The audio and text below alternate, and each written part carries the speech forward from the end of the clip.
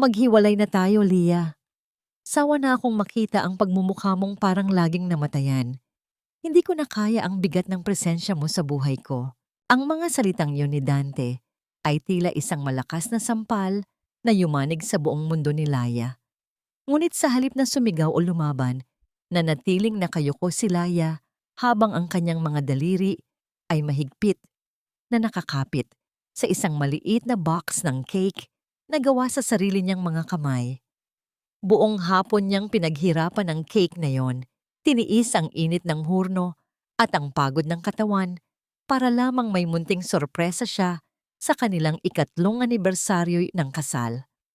Sa ibabaw ng cake, nakasulat ang mga salitang Happy Anniversary, My Love, na ngayon ay tila isang malupit na biro ng tadhana. Nanginginig ang kanyang mga kamay habang dahan-dahang lumalapat ang lamig ng gabi sa kanyang balat. Sa labas ng kanilang bahay nagsisimula nang bumuhos ang ulan. Ang bawat patak nito sa bubungan ay tila tunog ng isang pusong unti-unting nagkakalasog-lasog. Ano ang ibig mong sabihin, Namte? Ang tinig ni Laya ay halos pabulong, isang marupok na tunog na tila anumang sandali ay mapuputol. Tumingala siya at sinalubong ang mga mata ng kanyang asawa. Ang mga matang dati ay puno ng pangako ng pag-ibig. Ngayon ay kasing lamig na ng yelo. Look at yourself, Leia. Ang boses ni Doña Remedios, ang kanyang biyenan, ay sumingit mula sa hagdanan, puno ng pandidiri at puot. 3 taon ka nang palamunin sa bahay na ito. Wala kang ibang ginawa, kundi ang maglinis at magluto na parang isang hamak na katulong. Hindi ka nababagay sa anak ko. Si Dante ay isang matagumpay na negosyante at kailangan niya ng isang babaeng may class, hindi isang katulad mong galing sa kung saang basurahan. Hindi totoo yan, Mama. Alam ninyong iniwan ko ang lahat para kay Dante. Ang tinig ni Laya ay naging masigasig sa kabila ng sakit. Inilaan niya ang bawat segundo ng kanyang buhay para pagsilbihan ang pamilyang ito. Tiniis niya ang mga masasakit na salita. Ang mga utos na tila ba wala siyang dangal, lahat dahil sa pag-ibig niya sa kanyang asawa. Ngunit bago pa man siya makapagtapos, bumukas ang pinto ng mansyon. Isang babaeng nakasuot ng mamahaling sutla at amoy pabango ng mga bulaklak ang pumasok. Si Nicole. Lumapit ito kay Dante at natural na kumapit sa braso nito. Isang pagpapakita ng pag-aari na tila ba matagal na silang magkasama.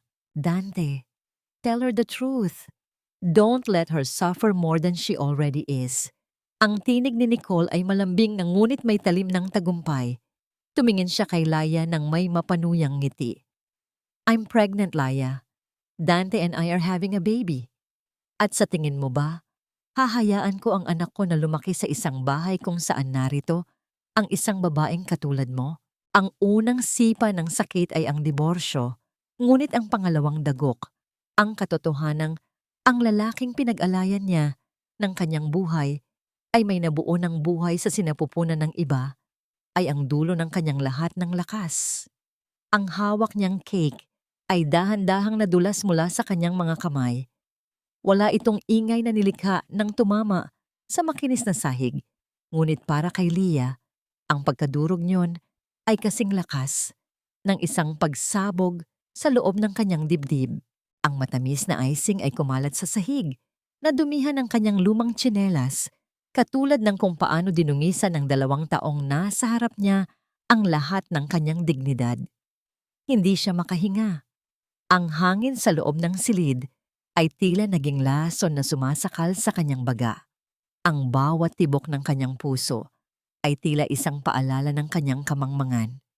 Sa loob ng 3 taon, naniwala siya na ang pag-ibig ay sapat na. Naniwala siya na ang sakripisyo ay gagantimpalaan ng katapatan. Kuhanin mo na ang mga gamit mo, Leah.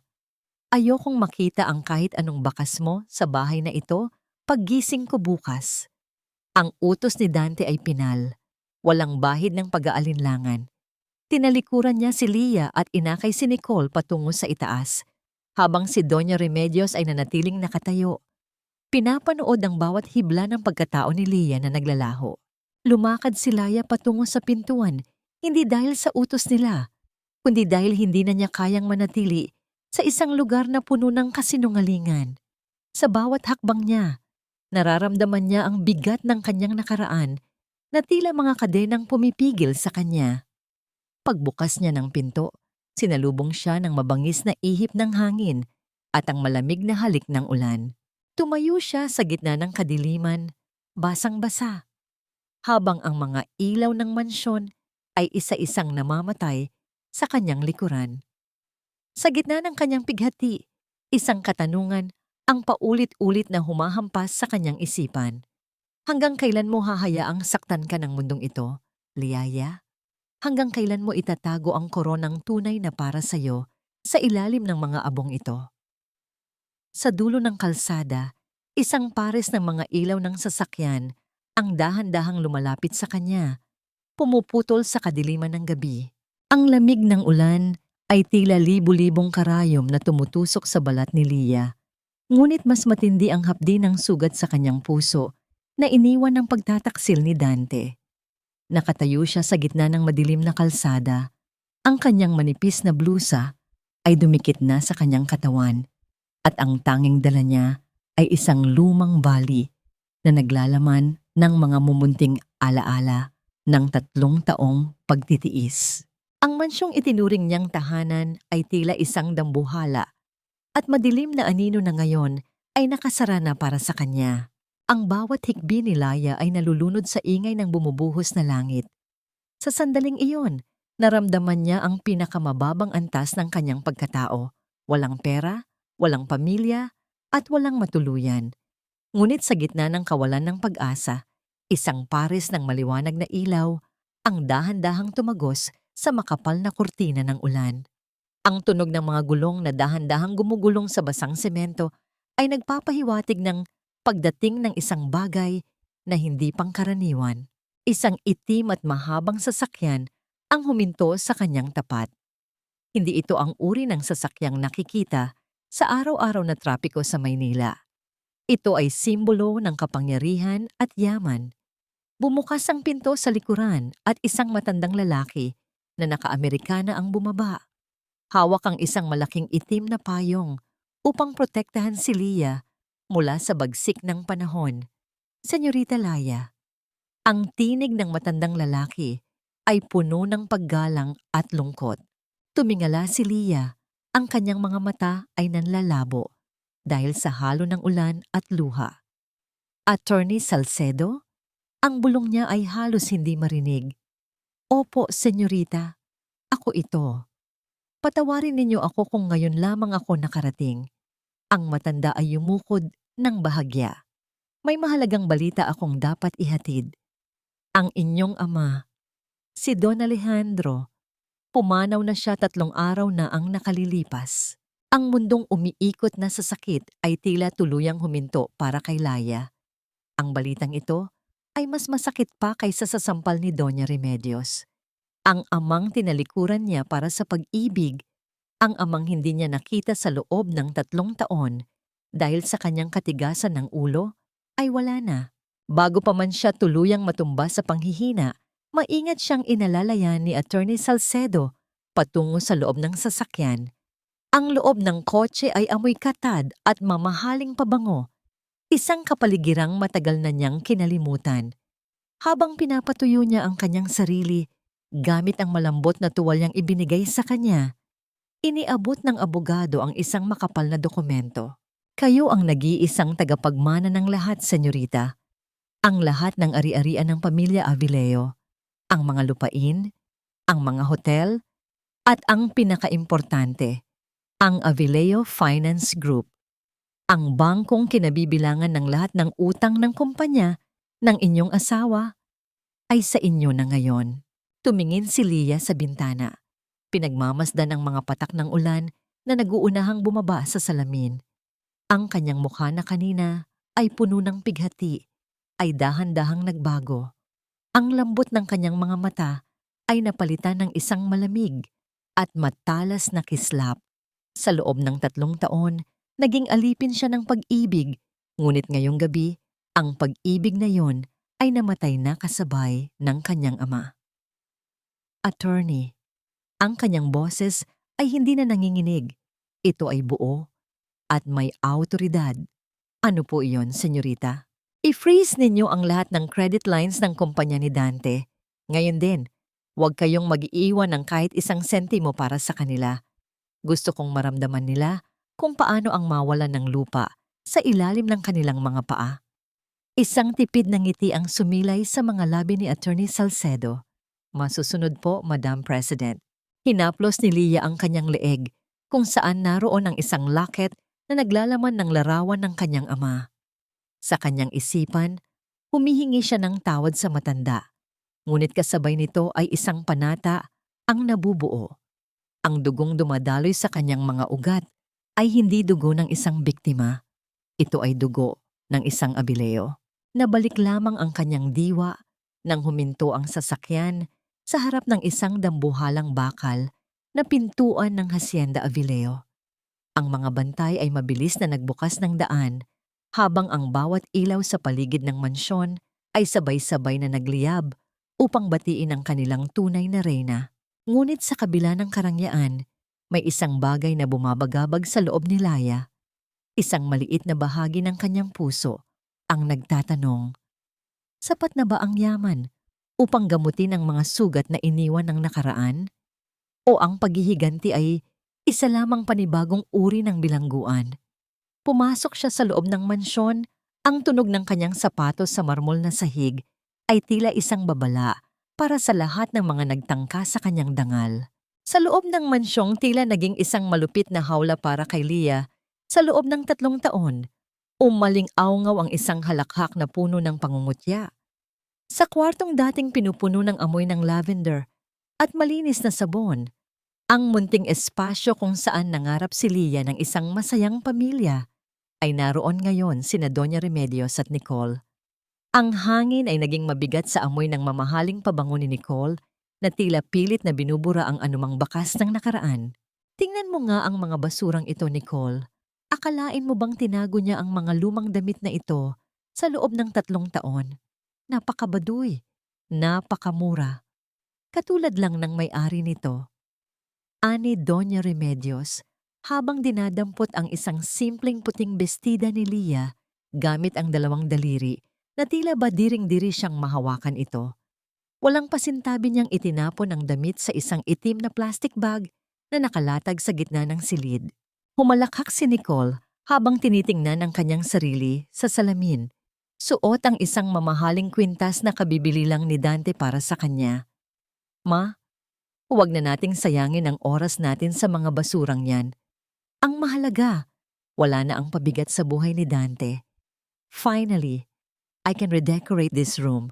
Gusto ko ng gold and velvet, something that screams luxury, hindi yung parang kwarto ng isang katulong. Sa labas ng silid, nakatayo si Dante habang may hawak na baso ng alak. Pinagmamasdan niya ang ingay at gulo sa loob ng silid. May kung anong kurot sa kanyang dibdib nang makita ang isang maliit na frame ng kanilang litrato na nahulog sa sahig at nabasag ang salamin. Ngunit mabilis niyang iwinaksi ang pakiramdam na yon. Inisip niya ang darating na sanggol, ang kinabukasan ng kanyang kumpanya at ang prestihiyong maidudulot ng pagkakaroon ng isang asawang katulad ni Nicole na may koneksyon sa matataas na tao. Dante, babe, bakit ka nandyan? Halika rito. Tulungan mo kaming magdesisyon kung anong gagawin sa mga lumang gamit na ito. Tawag ni Nicole nang mapansin ang asawa. Lumapit si Dante at pilit na ngumiti. Gawin ninyo ang gusto ninyo. It's your house now, Nicole. Habang nagkakagulo ang pamilya sa itaas, sa madilim na sulok ng kusina, tahimik na nagpupunas ng mga pinggan si Yaya Rosa. Ang kanyang mga mata ay mamasa-masa. Siya ang saksi sa lahat ng paghihirap ni Leah. Ang mga gabing hindi ito kumakain para lamang may maihandang masarap na hapunan para kay Dante, ang mga hapdi ng kamay nito sa paglalaban ng mga damit ni Doña Remedios. Napansin niya ang isang piraso ng punit na litrato sa ilalim ng mesa, ang larawan ng kasal ni Dante at Leah na sadyang ginupit-gupit ni Nicole kanina. Dahan-dahang yumuko ang matanda at kinuha ang bahagi ng larawan kung saan naroon ang mukha ni Leah. Pinunasan niya ang alikabok dito at maingat na itinago sa loob ng kanyang bulsa. Kaawa ang bata. Hindi mo deserve ang ganitong kalupitan. Pero alam ko, ang Diyos ay hindi natutulog. Bulong niya sa kanyang sarili.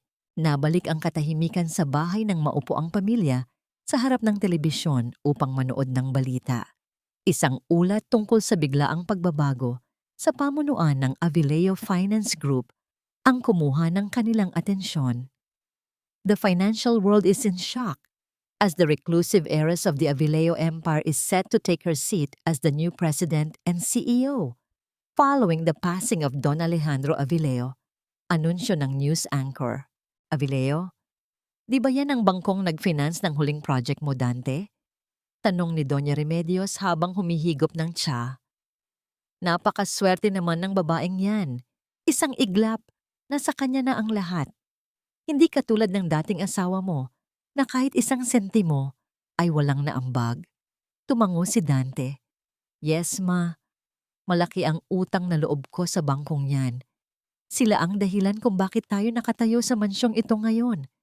I hope the new president is as easy to talk to as Don Alejandro. Ngunit ang katahimikan ng gabi ay biglang nayanig nang tumunog ang telepono ni Dante. Ang kanyang accountant ang tumatawag at sa boses pa lamang nito ay bakas na ang matinding takot. Sir Dante, may malaking problema tayo. Kadarating lang ng sulat mula sa Avileo Finance. Lahat ng ating credit lines ay pinutol. Bukas na bukas din, kailangan nating bayaran ang kalahati ng ating utang. Kundi, kukunin nila ang lahat ng ating assets, kasama na ang mansyong ito. Nabitawan ni Dante ang kanyang baso ng alak. Ang tunog ng pagkakabasag nito sa sahig ay tila isang hudyat ng pagtatapos ng kanilang huwad na kaligayahan. Ang kanyang mukha ay naging kasing puti ng papel habang nakatingin sa kanyang ina at kay Nicole, na hindi pa rin namamalaya na ang lupang kinatatayuan nila ay unti-unti nang naglalaho. Ang bawat sulok ng mansyong Avileo ay tila bumubulong ng mga alaalang pilit kinalimutan ni Leah sa loob ng 3 taon. Sa gitna ng malawak na silid-aklatan ng kanyang ama, nakatayo siya sa harap ng isang dambuhalang bintana, pinagmamasdan ng mga bituin na tila mga hiyas na nakakalat sa pelus na kalangitan. Ang katahimikan sa loob ng bahay ay napakabigat, isang uri ng katahimikan na sumasakal sa kanyang hininga, malayo sa ingay ng mga panlalait na nakasanayan niya sa piling ng pamilya ni Dante. Hinaplos ni Leah ang makinis na ibabaw ng lamesang mahoganyan ng kanyang ama. Doon, sa ibabaw ng mga papeles, ay naroon ang isang maliit na replika ng isang barko na gawa sa kristal. Naalala niya kung paanong ang kanyang ama ay palaging nagsasabi na ang mga Avileo ay mga manlalakbay sa gitna ng baha ng buhay. Ngunit siya, sa loob ng 3 taon, ay hinayaan ng sarili na malunod sa isang mababaw na sapa ng pag-ibig. Bakit ko nga ba ginawa yon, Papa? Ang pabulong na tanong ni Leah sa hangin, habang ang isang butil ng luha ay gumugulong sa kanyang pisngi. Inisip ko na kapag naging simple ako, kapag itinago ko ang yaman ko, makakahanap ako ng taong magmamahal sa akin ng totoo. Pero ang nahanap ko ay mga buwayang naghihintay lamang ng pagkakataong lamunin ang aking pagkatao. Ang pagmuni-muni ni Leah ay naputol nang marinig niya ang tunog ng mabibigat na hakbang sa labas ng silid. Ang bawat yabag sa makapal na karpet ay tila nagbibigay ng babala sa pagdating ng isang mahalagang tao. Bumukas ang pinto at pumasok si Marco, ang lalaking kalaro niya noong bata, at ngayon ay ang pinagkakatiwalaang Chief Operating Officer ng kanilang bangko. Leah, you haven't slept yet. Ang boses ni Marco ay baritono at puno ng pag-aalala.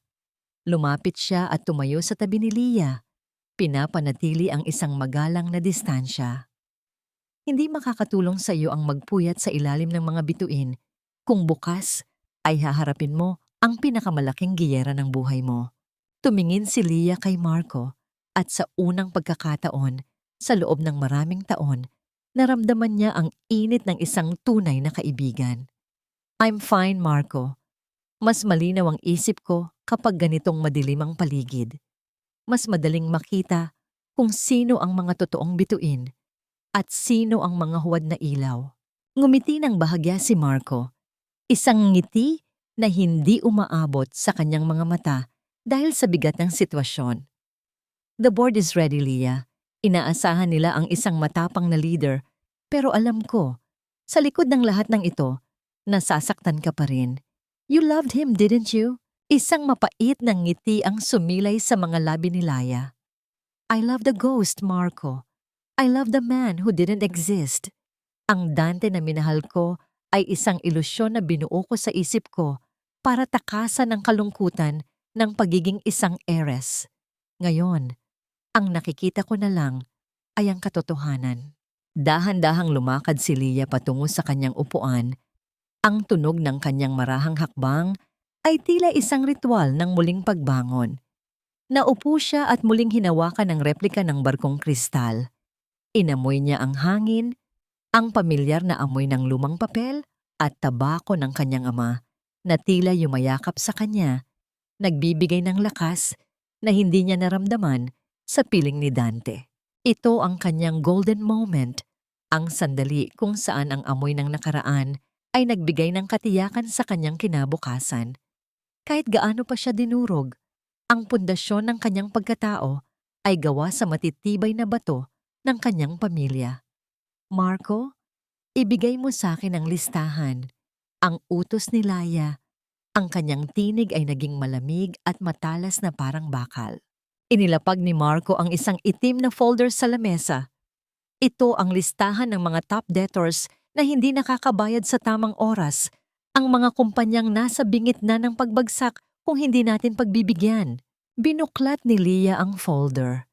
Ang bawat pahina ay naglalaman ng mga pangalan ng malalaking negosyante.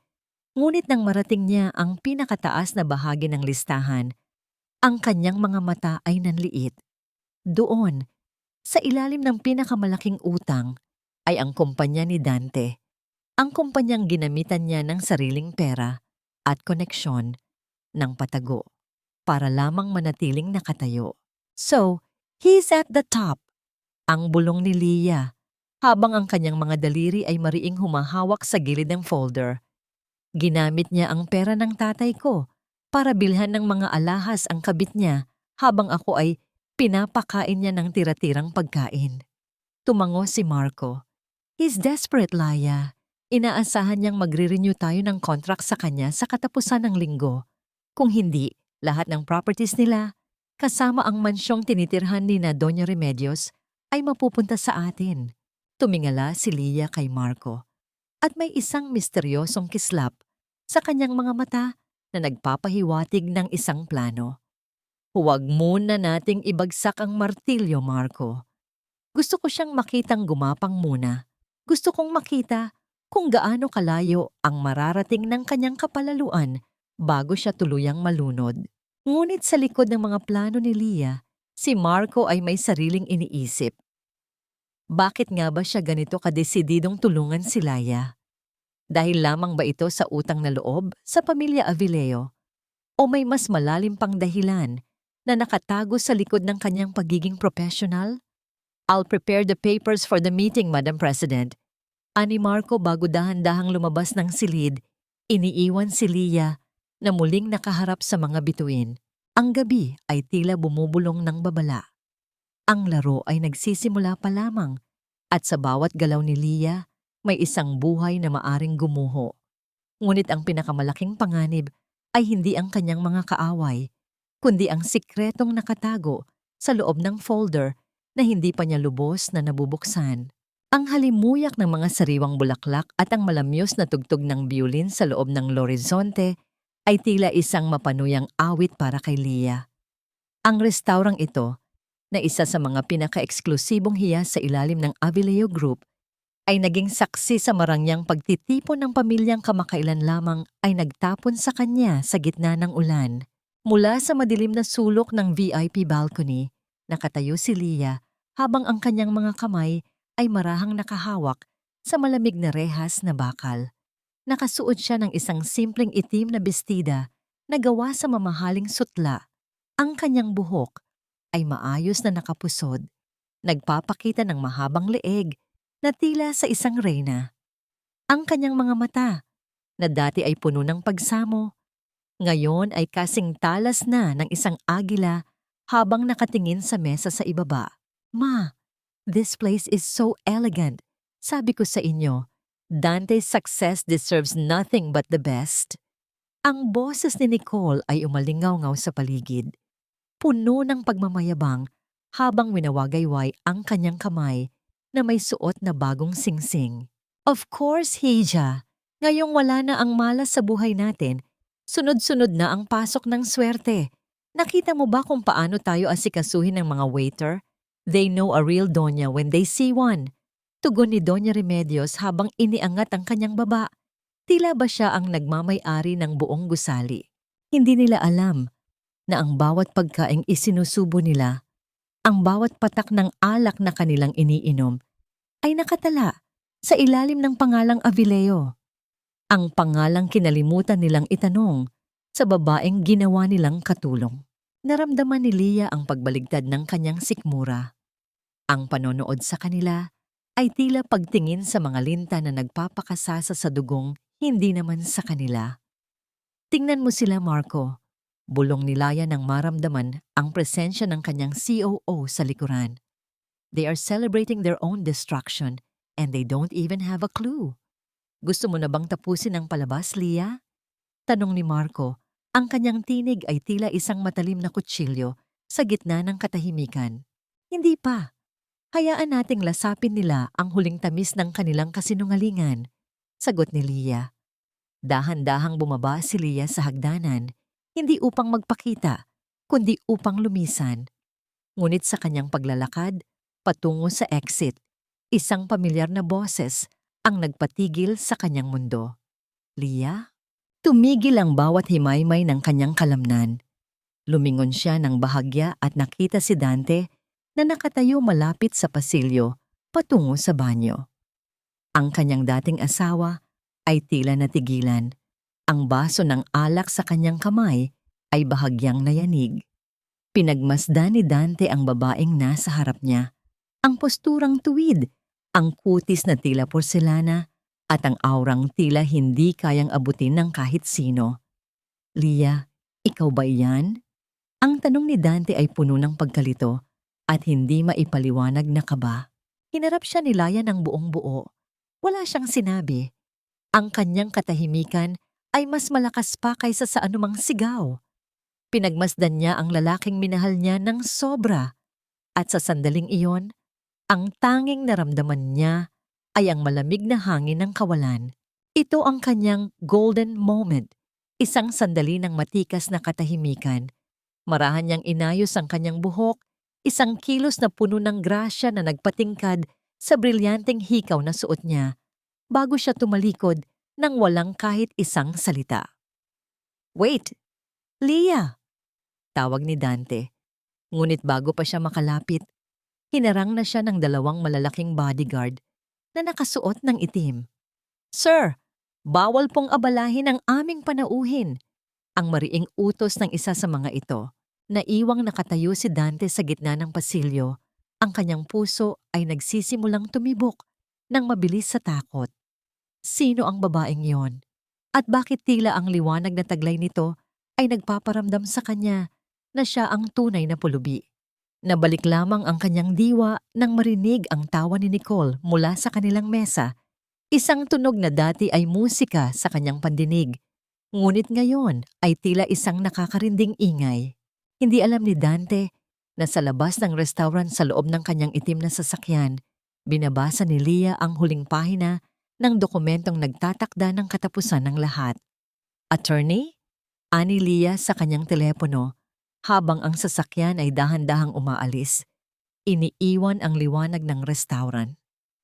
Siguraduhin ninyong matatanggap nila ang demand letter bukas ng 8:00 ng umaga.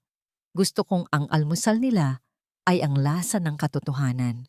May isang lihim na hindi pa alam ni Dante. Ang singsing na ibinigay niya kay Nicole ay binili gamit ang perang ninakaw ni Doña Remedios mula sa savings account na inilaan ni Leah para sa kanilang magiging anak sana.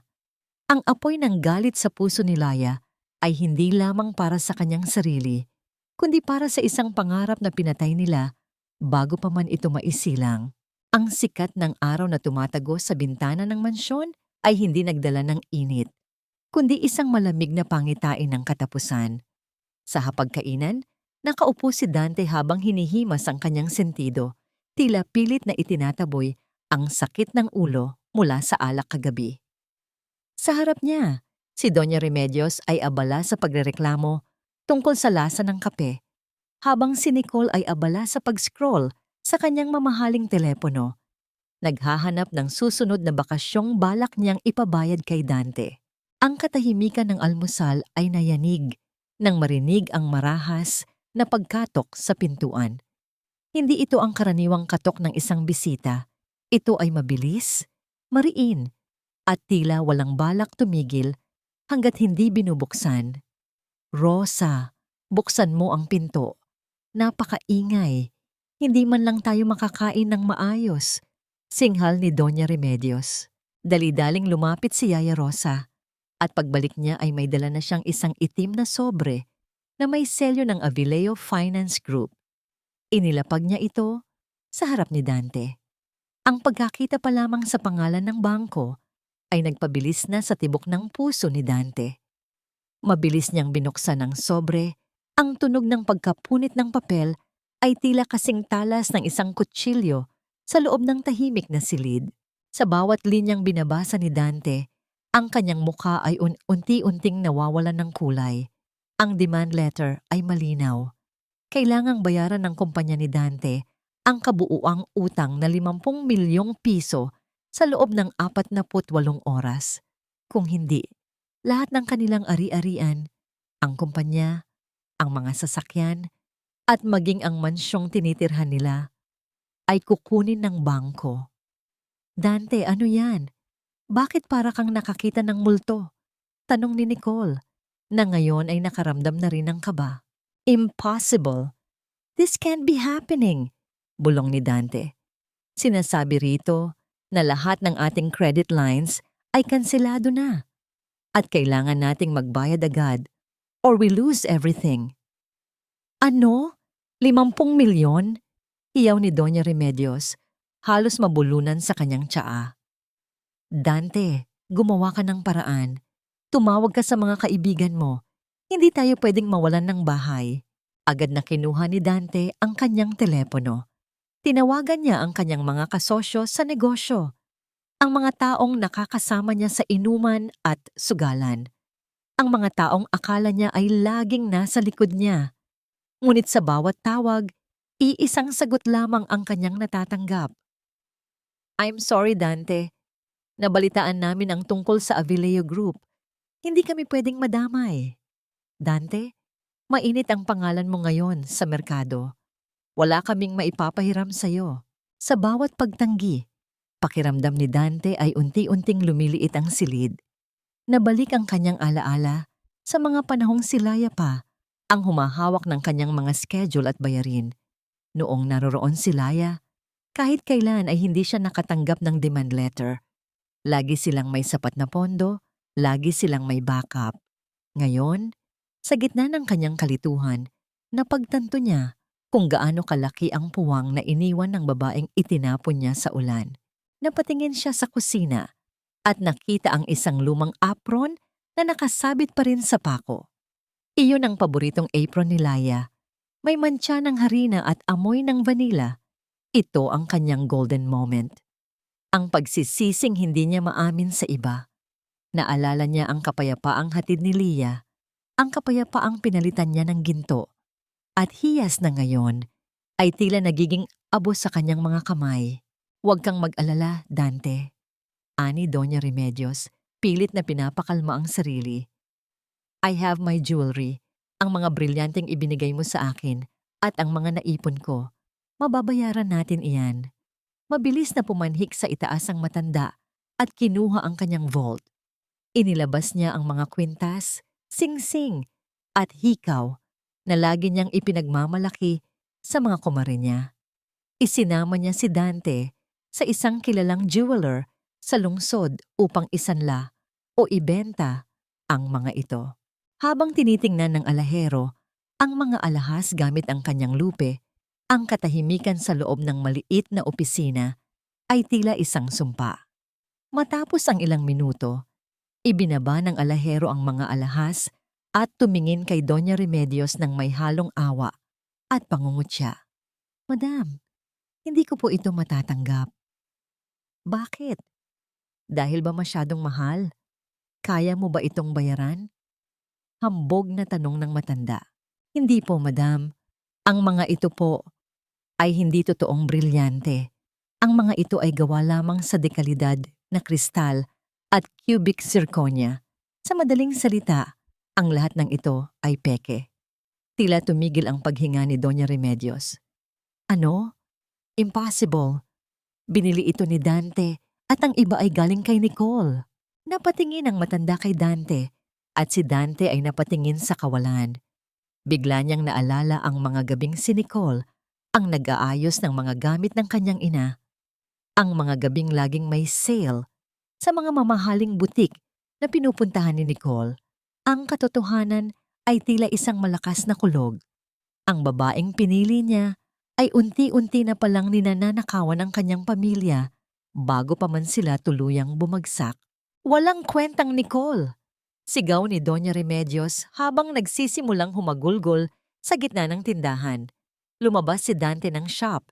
Iniwan ang kanyang ina na nagwawala. Naglakad siya sa gitna ng mataong kalsada.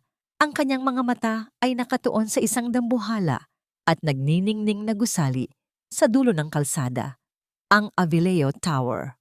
Doon sa loob ng gusaling iyon, naroon ang tanging tao na may kapangyarihang magligtas sa kanya. Ngunit ang hindi niya alam, ang taong iyon ang siya ring naghanda ng bitay na unti-unti nang humihigpit sa kanyang leeg. Kailangang makausap ang president ng Avileo. Bulong ni Dante sa kanyang sarili. Ang kanyang boses ay puno ng desperasyon. Gagawin ko ang lahat, kahit lumuhod ako sa harap niya. Hindi alam ni Dante na sa itaas ng gusaling iyon, nakatayo si Laya habang tinitingnan ang monitor kung saan makikita ang kanyang GPS location. Isang mapait na ngiti ang sumilay sa mga labi ng bagong president. "Luhod, Dante," bulong ni Laya sa hangin. "Dahil doon ka nararapat." Ang bawat segundo ng paghihintay sa malawak na lobby ng Avileo Tower ay tila isang taon ng paghihirap para kay Dante. Ang kanyang mamahaling Amerikana ay gusot na, ang kanyang buhok ay magulo, at ang kanyang mga mata ay namumula dahil sa puyat at kaba. Nakaupo siya sa isang matigas na silya sa gilid, pinapanood ang mga empleyadong naglalakad nang may tiwala sa sarili. Suot ang kanilang mga unipormeng tila selyo ng tagumpay. Ilang oras na siyang naroon. Tuwing susubukan niyang lumapit sa receptionist, iisa lamang ang sagot na natatanggap niya. "Maghintay po kayo, Mr. Castillo. Napaka-busy ng aming president."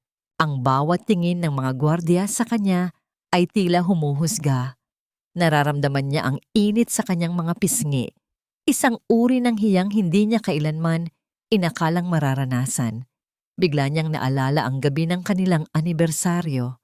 Naalala niya kung paano niya hinayaan ang kanyang ina na itapon ang mga gamit ni Lia sa ulan habang siya ay nakatayo lamang at nanonood.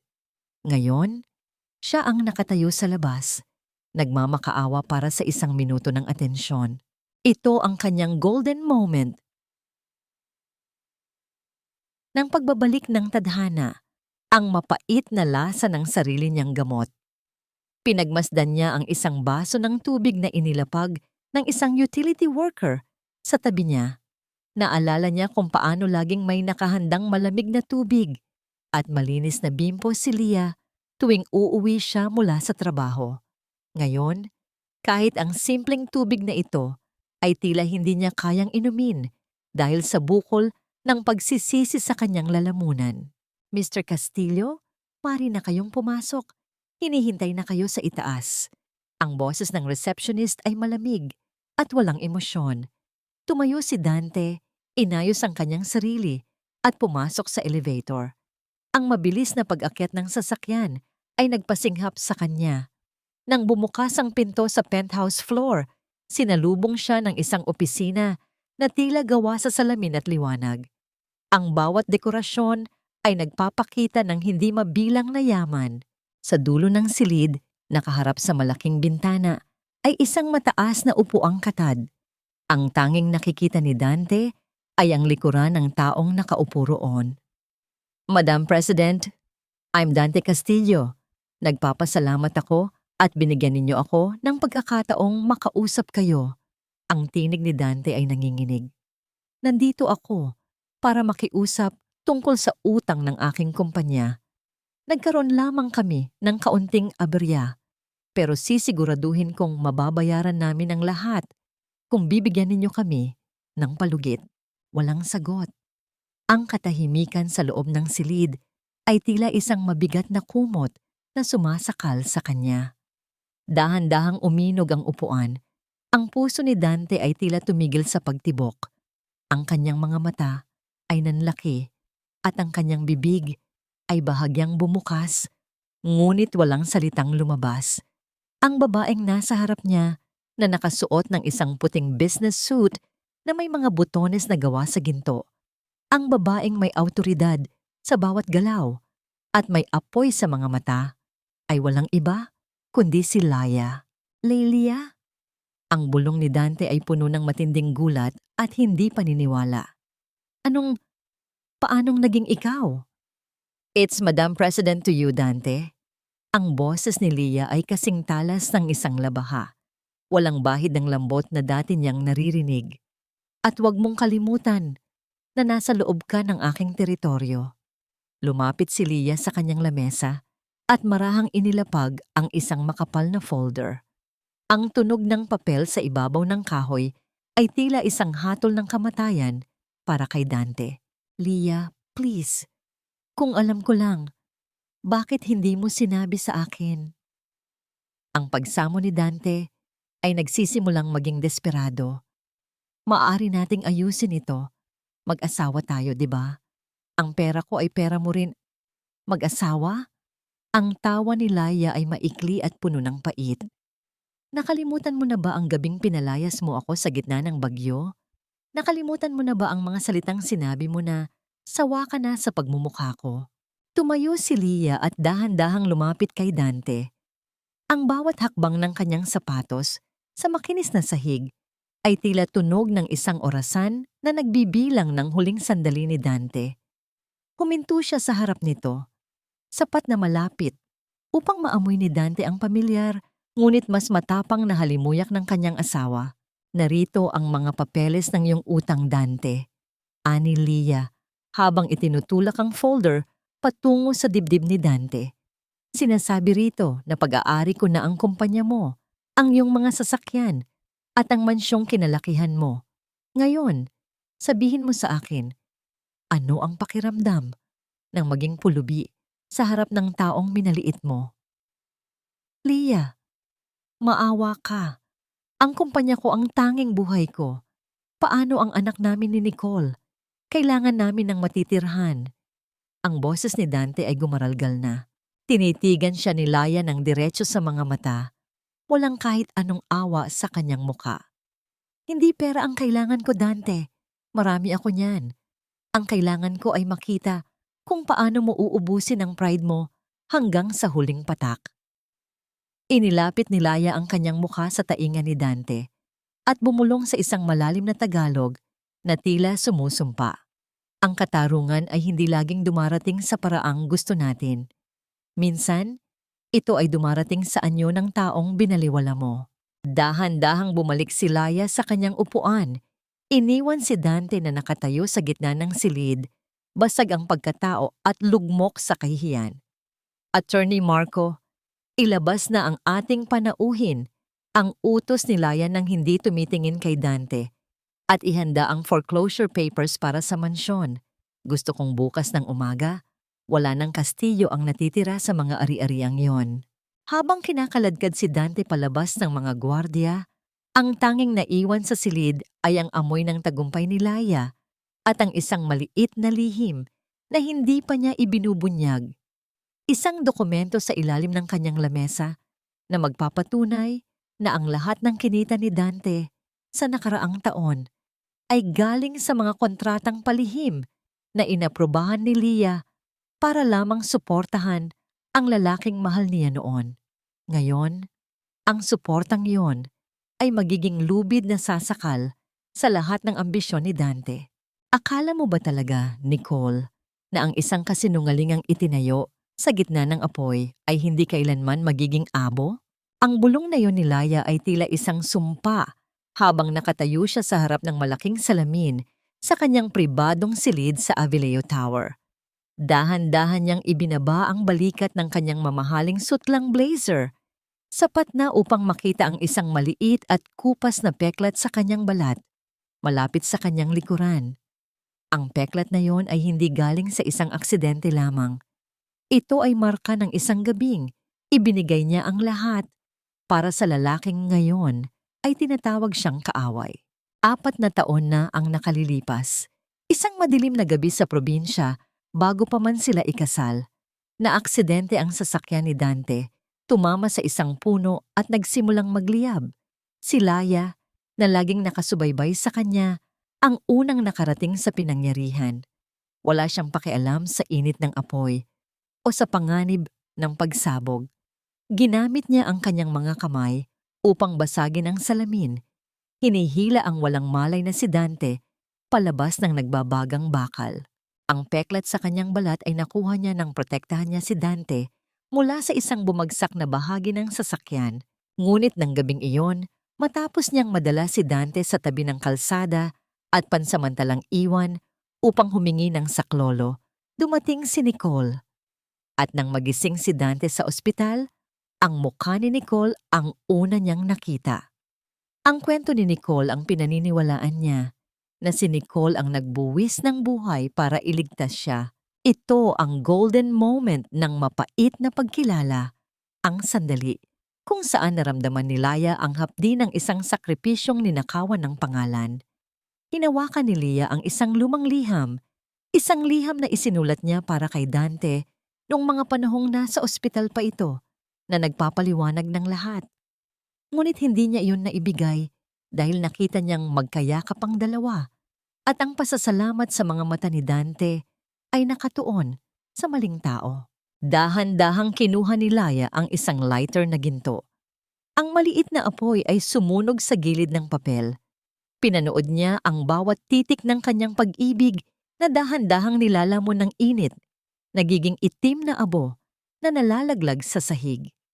Ang tunog ng pagtupok ng apoy sa tuyong papel ay ang tanging ingay sa loob ng silid, isang marahang paglangit-ngit na tila paghihiwalay ng kanyang kaluluwa sa kanyang nakaraan. Wala nang natira sa liham kundi ang abo. Wala nang natira sa kanyang pag-ibig kundi ang pagnanais na ituwid ang bawat baluktot na katotohanan. Madam President, nandito na po ang mga dokumentong hinihingi ninyo tungkol sa mga transaksyon ni Nicole sa labas ng kumpanya. Ani Marco na pumasok ng walang katok. Ang kanyang tinig ay puno ng awtoridad. Salamat, Marco. Ihanda mo ang kotse. Pupunta tayo sa isang lugar na hindi inaasahan ni Nicole. Sagot ni Leah habang muling inaayos ang kanyang suit. Gusto kong malaman niya na ang reynang itinapon niya ay marunong ding maglaro ng apoy. Tinawagan ni Leah ang numero ni Nicole. Pagkaraan ng ilang ring, sumagot ang babae. Ang tinig ay puno ng inis at kaba. Hello? Sino ba ito? Napaka-istorbo mo. Sigaw ni Nicole sa kabilang linya. Nicole, it's Leah. Huwag kang sumigaw. Baka marinig ka ng mga kapitbahay ninyong nanonood. Nanonood sa paghakot ng mga gamit nyo. Ang boses ni Laya ay kasing lamig ng semento. Magkita tayo sa lumang warehouse sa Pier 4 ngayon din.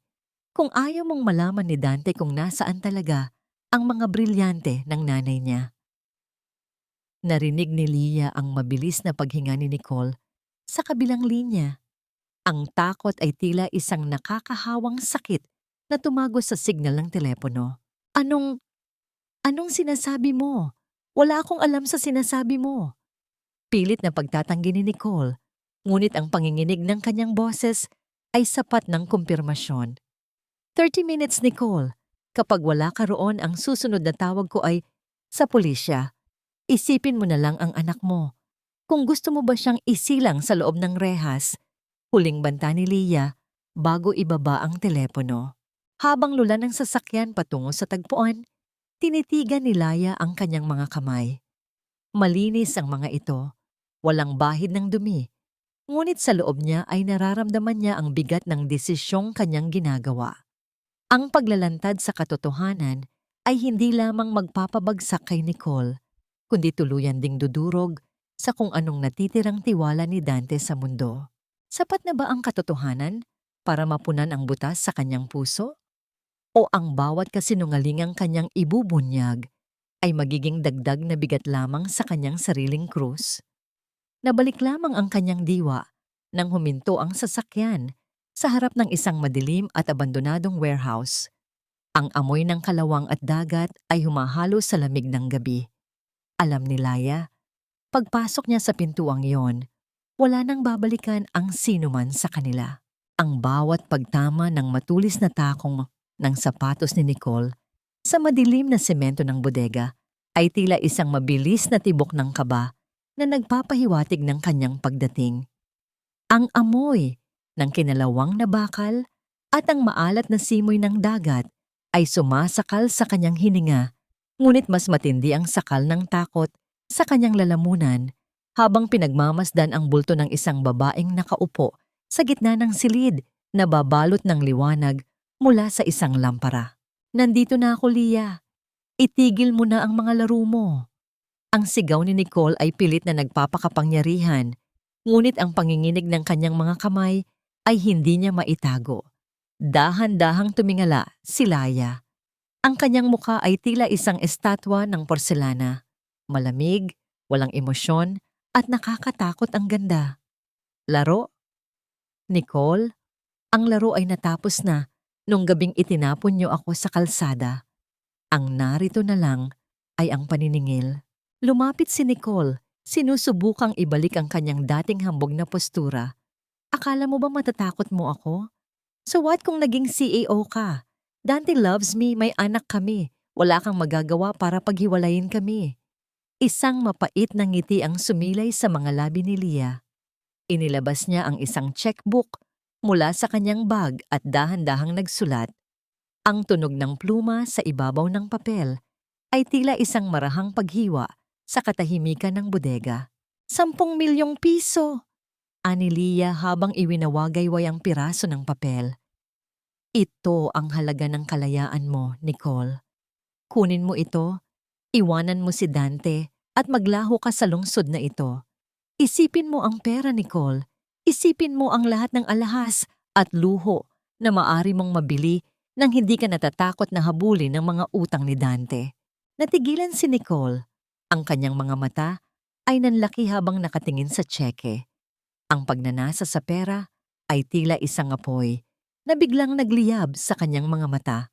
Binubura ang anumang bakas ng katapatan. 10 million? Ang bulong ni Nicole. Ang kanyang boses ay naging paos sa kasakiman. Bakit mo ito ginagawa? Bakit mo ako bibigyan ng ganito kalaking pera para lang sa isang lalaking wala ng silbi? Gusto ko lang malaman kung magkano ang presyo ng pag-ibig mo, Nicole. Sagot ni Leah.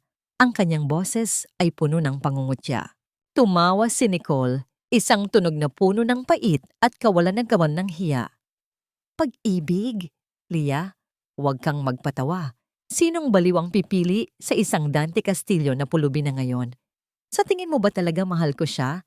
Pinatulan ko lang siya dahil akala ko ay mayaman siya. Dahil akala ko ay mabibigay niya sa akin ang lahat. Pero ngayon, palamunin na lang siya at ang nanay niyang walang ibang alam kundi ang mag-inarte. Sawa na akong makinig sa mga drama nila. Kinuha ni Nicole ang tseke mula sa kamay ni Laya nang may panginginig ng tuwa. Sa'yo na si Dante. Isaksak mo siya sa baga mo. At ang batang sinasabi ko, isang malaking joke lang iyon para mapakasal niya ako agad.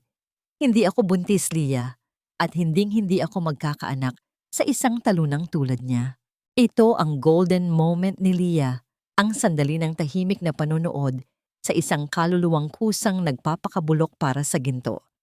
Pinagmasdan niya ang isang maliit na gamo-gamo na lumilipad malapit sa lampara. Pilit na lumalapit sa init na kalaunan ay susunog dito. Katulad ni Nicole, ang silaw ng pera ang magiging dulo ng kanyang kapalaran. Salamat sa pagiging tapat, Nicole, ang bulong ni Laya. Anong sinasabi mo? Tanong ni Nicole. Biglang nakaramdam ng isang kakaibang lamig sa paligid. Dahan-dahang tumayo si Leah at lumingon sa madilim na sulok sa likuran ni Nicole.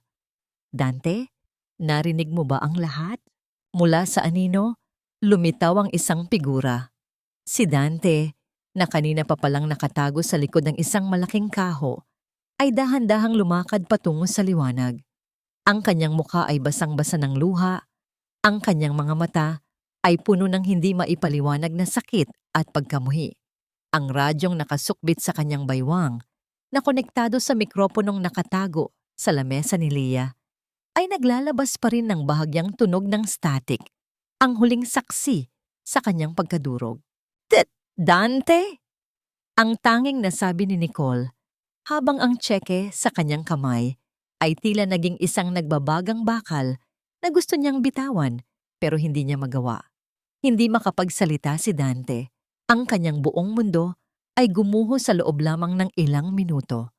Ang babaeng pinili niya, ang babaeng ipinagtanggol niya laban kay Laya, ay ang mismong taong pumatay sa huli niyang dangal. Nicole! Ang boses ni Dante ay tila galing sa ilalim ng lupa. Puno ng puot. Ang lahat ng sakripisyo ko, ang lahat ng nawala sa akin, para lang sa isang katulad mo. Isang malakas na sampal ng katotohanan ang bumalot sa buong bodega.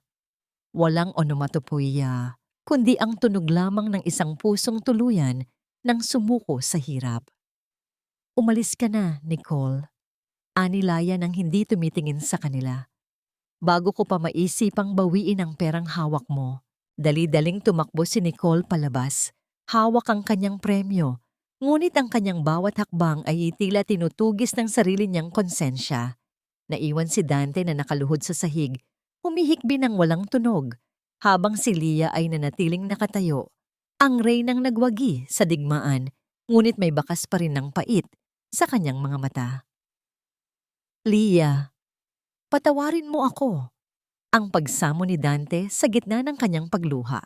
Tumingin si Leah sa kanya at sa unang pagkakataon, wala na siyang nakitang asawa, kundi isang estranghero na humihingi ng limos ng emosyon. Ang tawad ay ibinibigay sa mga taong nagkamali. Dante, ang huling hirit ni Leah bago lumakad palayo. Hindi sa mga taong naging bulag dahil sa sariling kasakiman. Ngunit bago tuluyang makalabas si Laya, isang mabilis na anino ang humarang sa pintuan ng bodega. Isang pulis na kasama si Attorney Marco ang dumating at ang balitang dala nila ay magpapabago muli sa takbo ng gabi.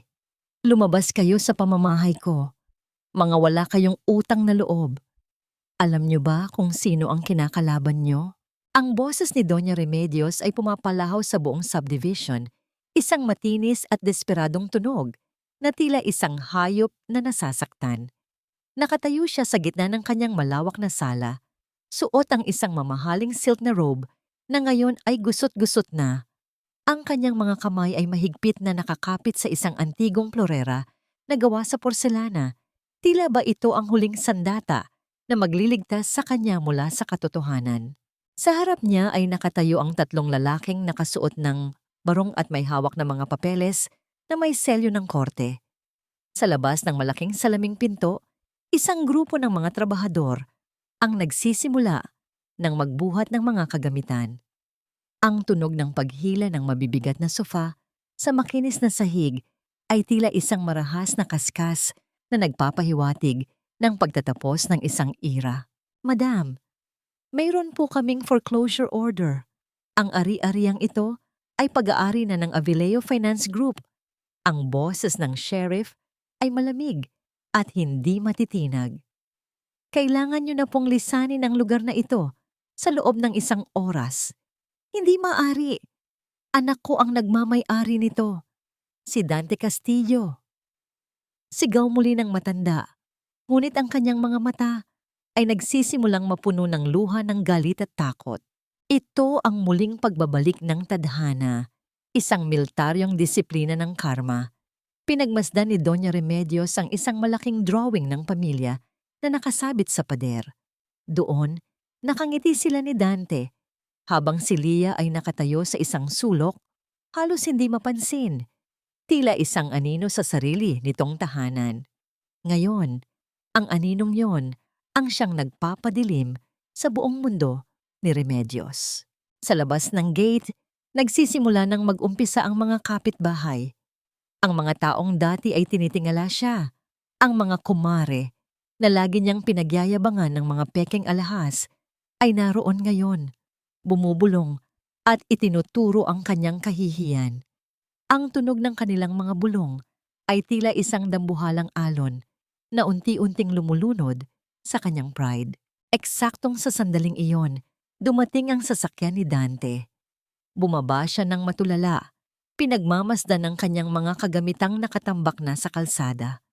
Ang kanyang paboritong upuan, ang mga mamahaling painting na binili niya upang magmukhang mayaman, ay nakalantad na sa alikabok at init ng araw. Dante anak, itigil mo sila. Sabihin mo sa kanila na nagkakamali sila. Tumatakbong lumapit si Remedios sa kanyang anak. Ang kanyang mga paa ay hubad na sa semento. Hindi makagalaw si Dante. Ang kanyang mga mata ay walang buhay habang nakatingin sa kanyang ina. Wala na tayong magagawa, ma. Wala na ang lahat. Kinuha na ni Lia ang lahat. Laya, ang hampas lupang yon, paanong hindi siya hampas lupa, ma? Ang sigaw ni Dante ay puno ng pait. Siya ang may-ari ng lahat ng ito. At tayo ang mga pulubing pinatira niya rito. Sa gitna ng kaguluhan, lumabas si Yaya Rosa mula sa pintuan ng kusina. Bitbit niya ang isang maliit at lumang bag na gawa sa tila. Huminto siya sa harap ni Dante at Remedios. Ang kanyang muka ay hindi na bakas ng takot, kundi ng isang malalim na kapayapaan. Aalis na po ako, Doña Remedios, ani Yaya Rosa. Ang kanyang boses ay kalmado, isang malaking kaibahan sa hysterical na tinig ng kanyang amo. Anong aalis? Magluto ka. Ayusin mo ang mga gamit natin. Utos pa rin ng matanda. Hindi matanggap ang katotohanan. Tapos na po ang pagsisilbi ko sa inyo, tugon ni Rosa. Noong itinapon niyo si Lia sa ulan, doon pa lang ay tapos na rin ang katapatan ko sa bahay na ito, sapagkat ang tunay na tahanan ay hindi gawa sa semento at ginto, kundi sa pagmamahal na hinding-hindi niyo natutunan. Tinalikuran sila ni Yaya Rosa at naglakad patungo sa kalsada. Doon, sa tapat ng gate, ay nakahinto ang isang pamilyar na itim na sasakyan. Bumukas ang pinto at lumabas si Laya. Hindi siya lumapit, hindi siya sumigaw. Nakatayo lamang siya roon. Suot ang kanyang salamin sa mata. Pinagmamasdan ang pagguho ng kahariang itinayo sa kasinungalingan. Lumapit si Yaya Rosa kay Lia at niyakap siya ng dalaga. Ang golden moment na ito, ang pagtatagpo ng dalawang kaluluwang binaliwala, ngunit na natiling busilak, ay tila isang anghel na bumaba sa gitna ng impyerno ng galit. Salamat, Yaya, bulong ni Lia. Doon ka na sa mansyon ko titira. Doon, hindi ka na ituturing na katulong, kundi pamilya. Pinanood ni Lia si Dante na nakaluhod sa tabi ng kanilang mga gamit, habang si Doña Remedios ay patuloy na nakikipag-agawan sa mga trabahador para sa isang lumang alpombra. Ang bawat hibla ng karangyaang ipinagmalaki nila ay unti-unti nang naglalaho, katulad ng kung paano naglalaho ang usok sa hangin. Sumakay muli si Lia sa sasakyan. Habang dahan-dahang umaalis ang kotse, nakita niya sa side mirror ang kanyang dating asawa na nakatingin sa kanya. Isang tingin na puno ng paghingi ng tawad. Ngunit huli na ang lahat. May isang katanungan ang naiwan sa isipan ni Laya habang tinatahak nila ang daan patungo sa bagong simula. Sapat na ba ang makitang nawasak ang kanilang palasyo upang mabuo muli ang piraso ng kanyang nadurog na puso? O ang tunay na tagumpay ay magsisimula lamang kapag hindi na niya kailangang lumingon pa sa mga guhong ito? Sa isang madilim na sulok ng subdivision, isang figura ang nanonood. Si Nicole, na may hawak na tseke, ay nakangiti ng mapait. Hindi niya alam na sa likod ng tsekeng iyon ay may isang nakatagong kondisyon na hindi niya nabasa. Hindi ko kailangan ng iyong pera, Lia. Ang gusto ko lang ay marinig mula sa iyong mga labi na pinapatawad mo na ako bago ako tuluyang mawala sa paningin mo. Ang tinig ni Dante ay tila isang bugso ng malamig na hangin na dumaan sa gitna ng tahimik na sementeryo. Nakatayo si Lia sa harap ng puntod ng kanyang ama. Hawak ang isang kumpol ng mga puting liryo, ang amoy ng sariwang lupa at ang halimuyak ng mga bulaklak ay nagbibigay sana sa kanya ng kapayapaan, ngunit ang presensya ng lalaking nasa kanyang likuran ay muling nagpagising sa mga alaala ng hapdi na pilit na niyang ibinabaon. Dahan-dahang lumingon si Laya. Ang kanyang mga mata ay nanatiling kalmado, ngunit sa loob niya, nararamdaman niya ang isang pamilyar na bigat sa kanyang dibdib, isang uri ng sikip na tila may nakabara sa kanyang lalamunan. Pinagmasdan niya si Dante. Wala na ang kintab ng kanyang dating mamahaling Amerikana. Ang suot niya ngayon ay isang simpleng kamiseta na tila ilang beses nang nalabhan at ang kanyang muka ay bakas ng matinding pagod at pangungulila. Patawad? Ang mahinahong tanong ni Lia. Ang boses niya ay kasing lamig ng marmol na kanyang kinasasandalan. Ang daling bigkasin ng salitang yan, Dante. Ngunit alam mo ba kung gaano karaming gabi ang ginugol ko sa pagtatanong sa sarili ko kung saan ako nagkamali habang ikaw ay nagsasaya sa piling ng iba?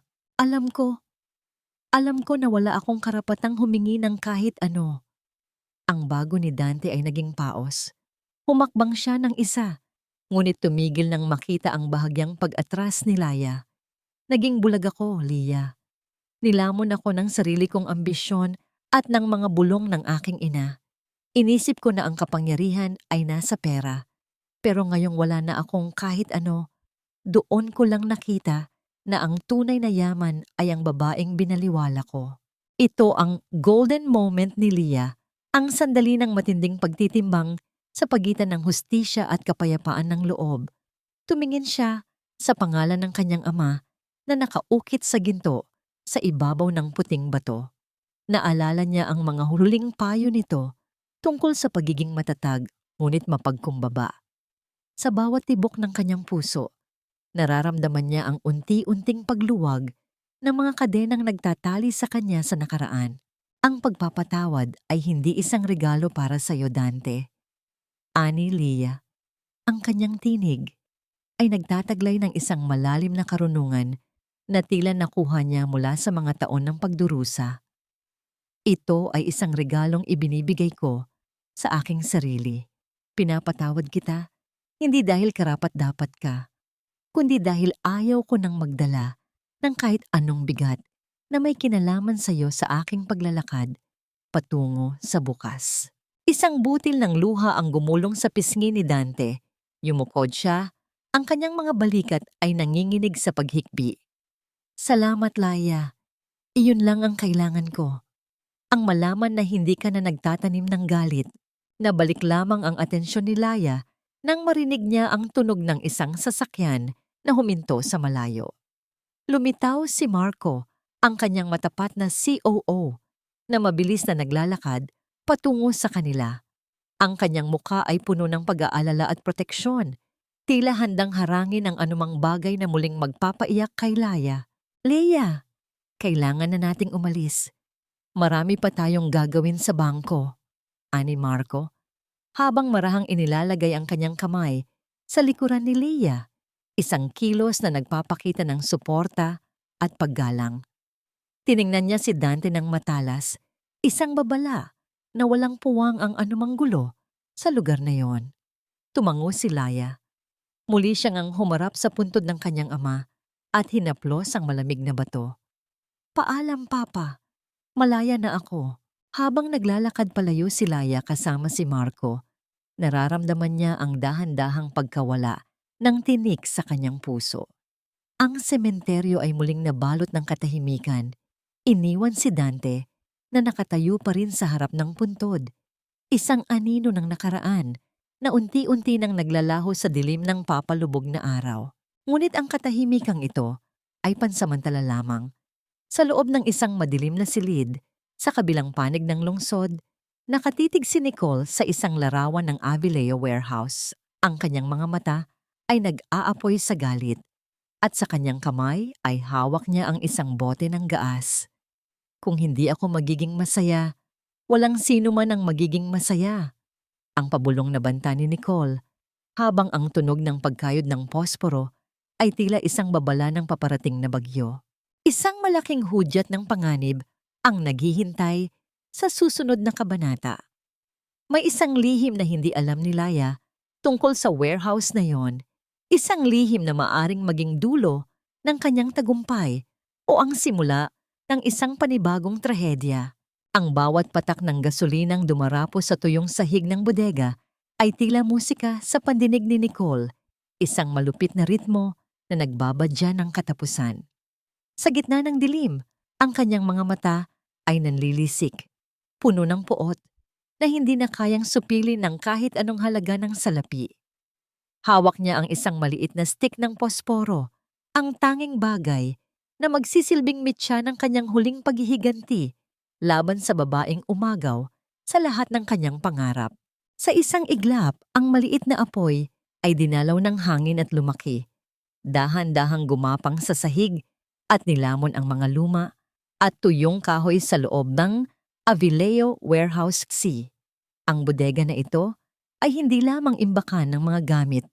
Dito nakatago ang mga personal na tala, mga lumang blueprints at ang mga alaala ni Don Alejandro, ang tanging naiwan sa ama ni Lia na hindi kayang palitan ng kahit anong yaman. Nabalik ang diwa ni Laya nang tumunog ang kanyang telepono sa kalagitnaan ng gabi. Ang boses ni Attorney Marco sa kabilang linya ay puno ng kaba at pagmamadali. Madam, nasusunog ang warehouse C, sinasadyang sunugin. Nakita ang sasakyan ni Nicole na paalis sa lugar. Hindi na nag-isip pa si Lia. Sa kabila ng panganib, mabilis siyang nagtungo sa lugar. Nang makarating siya, ang langit ay kulay kahel na, nababalot ng makapal at itim na usok na tila isang dambuhalang kumot na sumasakal sa gabi. Ang tunog ng paglangit-ngit ng mga bumabagsak na kisame at ang init na nagmumula sa naglalagablab na apoy ay sapat na upang panghinaan ng loob ang kahit sino. Ngunit sa gitna ng kaguluhan, isang figura ang nakita ni Lia na tumatakbo patungo sa loob ng nagbabagang gusali. Si Dante. Dante, huwag! Napakadelikado! Ang sigaw ni Lia. Ang kanyang boses ay napaos sa takot. Lumingon si Dante sa huling pagkakataon. Ang kanyang muka ay puno ng uling at pawis, ngunit ang kanyang mga mata ay may dalang isang uri ng determinasyon na hindi pa nakikita ni Lia noon. Alam kong narito ang journal ng Papa mo, Lia. Iyon na lang ang tanging paraan para makabawi ako sa lahat ng kasalanan ko. Bago pa siya mapigilan ng mga bumbero, tuluyan ang nilamon ng makapal na asok ang anino ni Dante.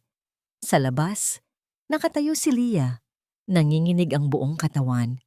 Hindi niya alam kung bakit siya natatakot, dahil ba sa mga alaala ng kanyang ama na malapit nang maging abo, o dahil sa lalaking pilit na isinasalba ang kanyang dangal sa gitna ng panganib.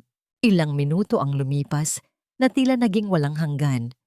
Ang bawat pagbagsak ng bahagi ng bubungan ay tila isang hampas sa dibdib ni Lia.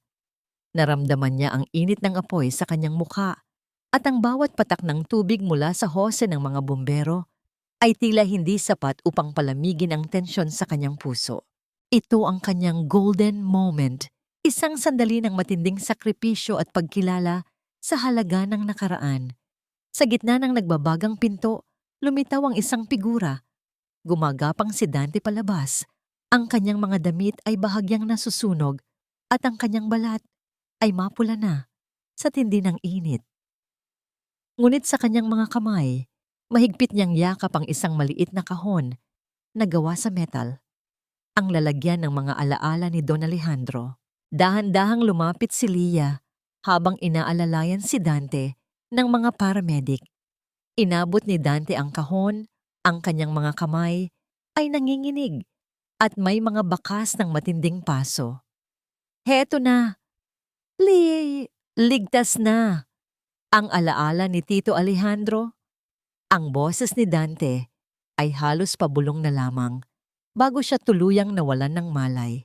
Pinagmasdan ni Laya ang kahon na bahagyang maitim dahil sa uling. At pagkatapos ay tumingin siya kay Dante. Sa sandaling iyon, ang puot na nararamdaman niya ay tila nahalinhan ng isang malalim na lungkot. Ang lalaking sumira sa kanyang buhay ay siya ring lalaking sumugal ng sariling buhay para sa kanyang huling kaligayahan. Sa di kalayuan, naririnig ang tunog ng mga sirena ng pulis. Nahuli si Nicole habang nagtatangkang tumakas. Ang kanyang mukha ay puno ng huling desperasyon bago siya tuluyang isinakay sa patrol car. Nabalik ang katahimikan sa paligid habang unti-unting namamatay ang apoy. Nakaupo si Laya sa gilid ng kalsada. Hawak ang metal na kahon habang pinapanood ang ambulansyang naglalayo kay Dante. Ang gabi ay malamig muli, ngunit sa loob ni Lia may isang bagong uri ng apoy ang nagsisimulang mabuo. Isang apoy ng pag-unawa na ang bawat pagkakamali ay may kabayaran at ang bawat sugat ay may pagkakataong maghilom kahit na may maiwan pang peklat. Attorney Marco, ani Lia nang makalapit ang kanyang COO. Ihanda ang pinakamahusay na doktor para kay Dante at siguraduhin mong hindi makakalabas ng kulungan si Nicole. Tumingala si Lia sa langit na wala na ang kahel na kulay. Tanging ang mga bituin na lamang ang natitira. May isang katanungan na hindi pa rin nasasagot sa kanyang isipan. Ang sakripisyo ba ni Dante ay sapat na upang burahin ang 3 taon ng pagdurusa? O ito ay isa lamang huling pahina sa isang kwentong kailangan ng tuluyang tapusin? Ang bawat hakbang ni Laya sa mahabang pasilyo ng pampublikong ospital ay tila isang paalala ng malaking agwat ng kanilang mga mundo. Ang amoy ng antiseptic na humahalo sa amoy ng siksikang mga tao, ang tunog ng mga gulong ng stretcher sa hindi pantay na sahig, at ang init ng paligid ay malayo sa marangyang buhay na kinalakihan niya. Ngunit narito siya, hindi dahil sa tungkulin, kundi para sa isang huling pagtatapos. Nang makarating siya sa Ward 4, nakita niya si Dante na nakahiga sa isang payak na kama. Ang kanyang mga braso at bahagi ng dibdib ay balot ng puting bendahe dahil sa tinamong mga paso mula sa sunog. Ang kanyang mukha ay maputla at ang kanyang mga mata ay nakatitig lamang sa kisame. Tila nawalan na ng direksyon ang kanyang buhay. Dante, ang marahang tawag ni Lia. Dahan-dahang lumingon ang lalaki.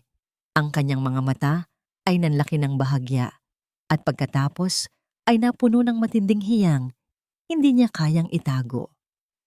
Lia, bakit ka pa pumunta rito? Pagkatapos ng lahat ng ginawa ko, hindi ako karapat-dapat na makita ka.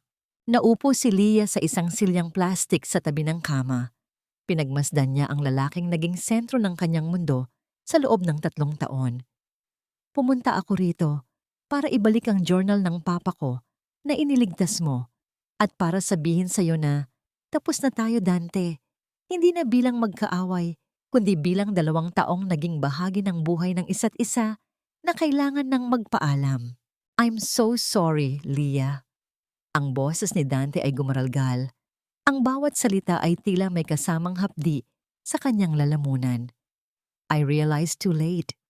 Ang lahat ng hinahanap ko, ang respeto, ang yaman, ang kaligayahan, ay nasa harap ko na pala. But I chose the glitter of fake diamonds over the gold in your heart. You saved my life before, and I let someone else take the credit. I am a fool. Isang mapait na ngiti ang sumilay sa mga labi ni Laya. Nang iligtas mo ang mga gamit ni Papa, naisip ko na baka may natitira pang ang kabutihan sa iyo. Pero hindi sapat iyon para burahin ang sugat ng nakaraan. Dante, binayaran ko na ang lahat ng hospital bills mo. Inayos ko na rin ang isang maliit na matitirhan mo sa probinsya, malayo rito sa lungsod. Natigilan si Dante. Lia, hindi ko kailangan ng pera mo. Hindi ito limos, Dante. Ito ay kabayaran sa 3 taon na nagsilbi ako sa pamilya mo nang walang hinihinging kapalit. Consider this as my final act of being your wife. Ang boses ni Lia ay naging matatag at pinal. Pero may isang kondisyon. Pagkalabas mo rito, aalis ka ng Maynila. Huwag ka nang magpapakita sa akin. Huwag mo nang susubukang pumasok muli sa buhay ko. Let us live our lives as if we never met. Tumulo ang mga luha sa gilid ng mga mata ni Dante, dahan-dahang binabasa ang kanyang mga bendahe. Bahagya siyang tumango. Masusunod, Lia. Kung iyon ang makapagpapagaan ng iyong kalooban, tatanggapin ko. Salamat sa lahat. Tumayo si Lia. Wala nang galit sa kanyang puso. Tanging isang tahimik na pakiramdam ng paglayo at paghinga ng maluwag. Ang bawat bahagi ng kanyang pagkatao na dating nakatali kay Dante ay tila unti-unting kumakalas, nagbibigay sa kanya ng gaan na matagal na niyang hinintay. Ito ang kanyang golden moment, ang sandali ng ganap na paglaya. Lumakad siya patungo sa pinto. Ang tunog ng kanyang mga takong sa semento ay lumilikha ng isang matikas at regular na ritmo na pumupunit sa ingay ng ospital. Hindi na siya lumingon pa. Sa bawat hakbang niya palayo, ang anino ni Dante ay unti-unting naglalaho sa kanyang likuran, hanggang sa maging isang malabo na lamang na bahagi ng kanyang kahapon. Ngunit nang makalabas siya sa lobby ng ospital, isang figura ang biglang humarang sa kanyang daan. Si Doña Remedios. Ang matanda ay tila tumanda ng 10 taon sa loob lamang ng ilang linggo. Ang kanyang suot ay luma at may mantsa, at ang kanyang mukha ay puno ng desperasyon. Leia! Leia, maawa ka! Ang sigaw ng matanda, habang mabilis na lumuluhod sa harap ng maraming tao. Pilit na kinakapit ang laylayan ng damit ni Laya. Wala na kaming matuluyan. Ang anak ko ay mamatay sa hirap. Patawarin mo kami. Ibalik mo lang kahit konti ang buhay namin. Ang mga tao sa paligid ay nagsimulang tumigil at tumingin. Ang mga bulong ay tila mga bubuyog na kumakalat sa hangin. Tumingin si Laya pababa sa kanyang dating biyenan, ang babaeng minsang nagmaltrato sa kanya at tumuring sa kanya na mas mababa pa sa basura. Lia, parang awa mo na. Ang hikbi ni Doña Remedios ay puno ng huling pag-asa ng isang taong wala ng madulutan. Tumingala si Lia at huminga ng malalim. Ang huling pagsubok sa kanyang long track-an ay nasa harap na niya. Tila naging yelo ang buong lobby ng ospital sa bawat hikbi ni Doña Remedios na umaalingaw-ngaw sa gitna ng maraming tao. Ang bawat luhang dumadaloy sa kanyang mukhang dati ay puno ng kolorete at kapalaluan ay tila isang marahas na pag-amin sa kanyang pagkatalo. Nakaluhod siya, ang kanyang mga kamay ay mahigpit na nakakapit sa laylayan ng mamahaling damit ni Laya, isang larawan ng matinding kahihiyan na hinding-hindi inakala ng sinuman na mangyayari sa isang kastilyo. Huwag niyo na po akong tatawaging anak, Madam Remedios. Ang boses ni Lia ay kasing lamig ng semento sa ilalim ng kanilang mga paa. Matagal na po ninyong pinatay ang karapatang iyan nung gabing hinayaan ninyo akong manginig sa labas ng inyong gate habang kayo ay nagdiriwang sa loob. Lia, parang awa mo na. Wala na kaming matuluyan. Niloko kami ni Nicole. Kinuha niya ang lahat. Wala na kaming makain ng anak ko. Ang pagsamo ni Remedios, ang kanyang tinig, ay nanginginig sa desperasyon. Dahan-dahang yumuko si Laya at hinawakan ang mga kamay ng matanda. Ngunit sa halip na itayo ito, nang may lambot, marahan niyang tinanggal ang pagkakahawak nito sa kanyang damit. Ito ang kanyang golden moment, ang sandali ng huling paghihiwalay ng kanilang mga tadhana. Ang bawat daliri ni Laya ay nagpapahiwatig ng pagtatapos ng kanyang pagiging biktima. Hindi kita hahayaang mamatay sa gutom. Hindi dahil mahal kita, kundi dahil hindi ako katulad mo, ani Laia, habang tinititigan ng diretso ang matanda. Binigyan ko na si Dante ng pagkakataong magsimula muli sa probinsya. At para sa'yo, meron akong inihandang lugar sa isang payak na tahanan para sa mga matatanda. Doon, may pagkain ka, may matitirhan, at may mga taong mag-aalaga sa'yo. Pero huwag kang aasa na may mga katulong na susunod sa bawat luho mo. Doon, lahat kayo ay pantay-pantay. Isang malakas na hikbi ang kumawala sa dibdib ni Remedios. Ang ideya ng pamumuhay sa isang institusyon na malayo sa karangyaan at mga taong tinitingala siya ay isang uri ng parusang mas matindi pa sa kamatayan para sa kanyang pride. Iyan ang katarungan, Madam Remedios, ang huling hirit ni Laia. Ang matutunan mong mabuhay nang wala ang mga bagay na akala mo ay nagpataas sa iyong pagkatao. Lumakad palayo si Lia. Iniwan ang matanda na dahan-dahang inaalalayan ng mga tauhan ni Attorney Marco. Sa bawat hakbang niya palabas ng ospital, nararamdaman ni Lia ang pagbabago ng hangin. Ang bigat ng paghihiganti ay dahan-dahang napapalitan ng isang bagong uri ng enerhiya. Ang pagnanais na gumawa ng mabuti mula sa mga guhong iniwan ng kanyang nakaraan. Lumipas ang ilang buwan. Ang Avileo Foundation ay naging isang matatag na kanlungan para sa mga kababaihang nakaranas ng pang-aabuso at kawalang katarungan. Isang hapon, bumisita si Laia sa isa sa kanilang mga shelter. Pinagmasdan niya ang mga kababaihang nag-aaral ng mga bagong kasanayan, ang mga ngiting muling sumisilay sa kanilang mga labi, at ang mga batang malayang naglalaro sa hardin. Madam Laia, salamat po sa lahat. Kung hindi dahil sa inyo, baka nasa kalsada pa rin kami. Ani ng isang babaeng may bitbit na sanggol. Ang kanyang mga mata ay nagniningning sa pasasalamat. Ngumiti si Lia at hinawakan ang kamay ng sanggol. Sa sandaling iyon, naramdaman niya ang tunay na kaligayahan. Ang kanyang yaman ay hindi na lamang mga numero sa isang bank account. Ito ay naging mga buhay na muling nabigyan ng pag-asa. Ang hapdi ng kanyang nakaraan ay naging isang matibay na pundasyon para sa kinabukasan ng iba. Habang naglalakad siya patungo sa kanyang sasakyan, lumapit si Marco. Ang kanyang matapat na COO ay may dalang isang maliit na buke ng mga bulaklak. Hindi mamahalin, kundi mga ligaw na bulaklak na paborito ni Laia noong bata pa sila. "You did a great job today, Laia," ani Marco. Ang kanyang boses ay puno ng paghanga na hindi na itinatago. "Salamat, Marco." Pakiramdam ko. Ngayon ko lang talaga naintindihan kung bakit ako dumaan sa lahat ng iyon. Sagot ni Laia. Lia, ang boses ni Marco ay naging seryoso at malambing. Tapos na ang lahat ng gulo. At sa tingin ko, karapat-dapat ka ring maging masaya para sa sarili mo. Gusto mo bang lumabas ngayong gabi? May isang maliit na kainan sa tabi ng dagat na alam kong magugustuhan mo. Walang mga paparazzi, walang mga business papers. Tayo lang dalawa. Tumingin si Lia kay Marco at sa unang pagkakataon, nakita niya ang lalaking laging nasa likuran niya. Ang lalaking hindi siya iniwan kahit noong siya ay nasa putikan pa. Isang matamis at totoong ngiti ang sumilay sa kanyang mga labi. Gusto ko yan, Marco. Gustong-gusto ko. Sumakay sila sa sasakyan habang ang araw ay dahan-dahang lumulubog. Nagbibigay ng kulay rosas at lila sa kalangitan. Ang kabanata ng kanyang pighati ay tuluyan ng natapos at isang bagong pahina ang dahan-dahang bumubukas. Isang taon na ang mabilis na lumipas. Tila isang kisap mata ng tadhana na nagbura sa pait ng kahapon.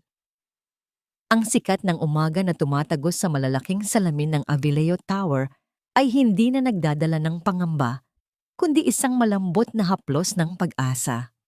Sa loob ng kanyang malawak na opisina, nakatayo si Lia sa harap ng bintana. Pinagmamasdan ang abalang kalsada ng Makati sa ibaba. Ang kanyang tindig ay tuwid. Ang kanyang mga mata ay malinaw. At ang bawat hininga niya ay puno ng kapayapaang matagal niyang ipinagkait sa kanyang sarili. Ang Avileo Finance Group ay hindi lamang nakabangon, kundi naging simbolo na rin ng makataong pagnenegosyo. Sa ilalim ng kanyang pamumuno, ang kumpanya ay naging katuwang ng maliliit na negosyante, lalo na ng mga kababaihang nanggaling sa hirap. Ang bawat butil ng sakit na dinanas ni Laya noon ay naging pataba. Sa lupang kinatatayuan niya ngayon, nagbubunga ng mga proyektong nagbibigay ng bagong buhay sa iba. Dahan-dahang lumakad si Lia patungo sa isang maliit na coffee machine sa sulok ng kanyang silid. Ito ang kanyang golden moment, isang payak na ritual ng pagpapakita ng pagmamahal sa sarili. Pinanood niya ang maitim na likido na dahan-dahang pumupuno sa kanyang paboritong tasa. Ang amoy ng sariwang barako ay humahalimuyak sa hangin, nagbibigay ng pamilyar na init sa kanyang mga palad. Naalala niya ang mga panahong gumagawa siya ng kape para sa mga taong hindi man lang siya matingnan sa mata. Ngunit ngayon, ang tasang ito ay para sa kanya lamang. Isang simbolo na siya na ang may-ari ng kanyang oras at ng kanyang kaligayahan. Ang katahimikan ng silid ay dahan-dahang nabasag ng tunog ng pagbukas ng pinto. Hindi na kailangang lumingon ni Laya upang malaman kung sino ang pumasok. Ang pamilyar na hakbang na yon, na may dalang katiyakan at respeto, ay kay Marco lamang. You're early, Laya. Or should I say, masyado kang masipag para sa isang Sabado ng umaga. Ang boses ni Marco ay malambing, may halong biro na laging nagpapagaan sa pakiramdam ni Laya. Hinarap siya ni Laya ng may matamis ng ngiti. Ang dami nating nagawa sa foundation ngayong linggo, Marco. I just wanted to make sure everything is perfect before the gala tonight. Lumapit si Marco. Suot ang isang simpleng asul na polo na nagpatingkad sa kanyang pagiging kagalang-galang. Everything is perfect, Laya, because you are at the center of it. Pero bago ang trabaho, may iniwan ng postman sa baba para sa'yo. Inabot ni Marco ang isang puting sobre.